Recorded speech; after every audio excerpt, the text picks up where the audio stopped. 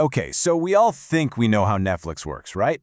You pay your subscription, you get a bunch of shows. Super simple. But what if I told you that simple model is actually a massive, high-stakes gamble? Today, we're going to pull back the curtain and see what's really going on with Netflix's money.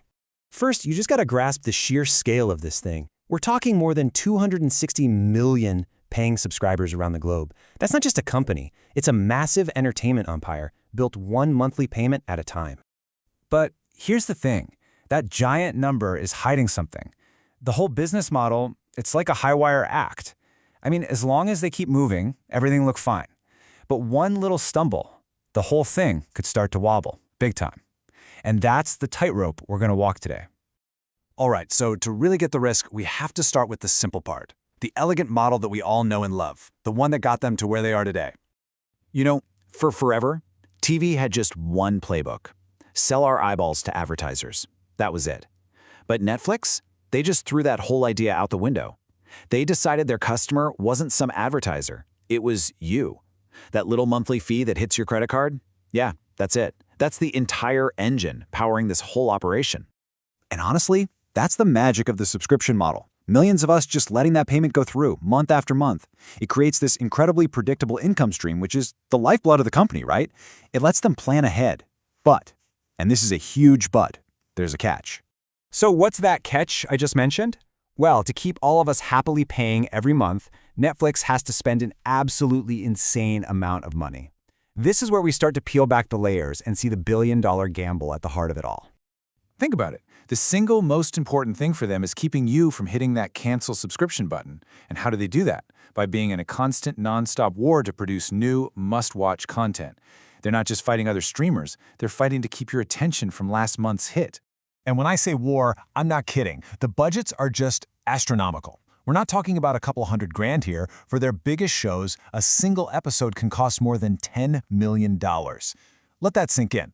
I mean, just think about shows like Stranger Things or The Crown. These are basically blockbuster movies chopped up into episodes. A single season can blow past $100 million.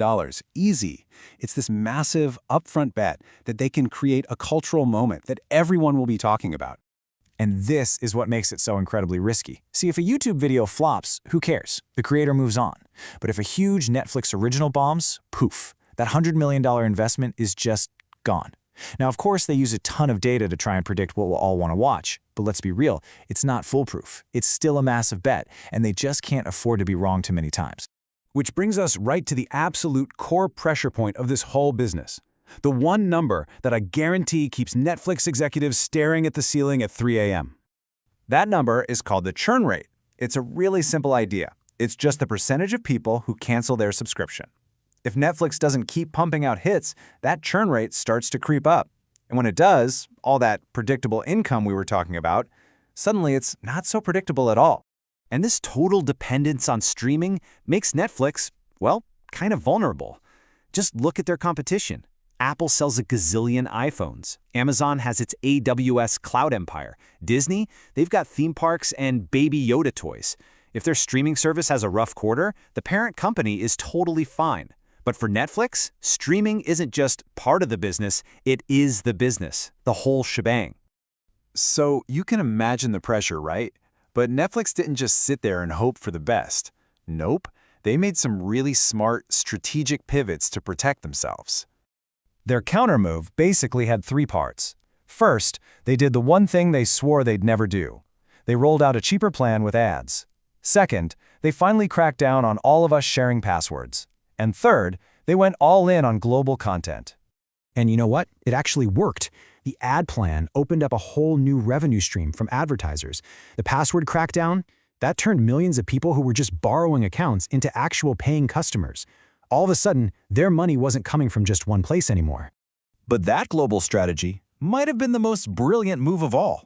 They realized that a great story is a great story, no matter where it comes from. I mean, look at Squid Game. They proved that a show made in South Korea for a local audience could explode into a worldwide phenomenon and get people to sign up everywhere. Okay, but even with all these smart moves, Netflix is still facing one final massive challenge. And it's one that honestly just gets bigger and bigger every single day. Because when you boil it all down, the real battle isn't for the $15 a month from your wallet. It's for something way more valuable and way more limited: your time, your attention. And the competition for your attention is just ferocious. It's not just Disney Plus or HBO, it's Amazon, it's Apple, it's even YouTube. Every single minute you spend watching something else is a minute you're not on Netflix. And that just increases the odds that you'll look at your credit card bill and ask, is this still worth it? So that leaves us with the big, defining question for Netflix's future. In a world with seemingly endless choices for what to watch, how do you manage to stay on top? How do you create enough, spend enough, and innovate enough to be the thing people turn to first?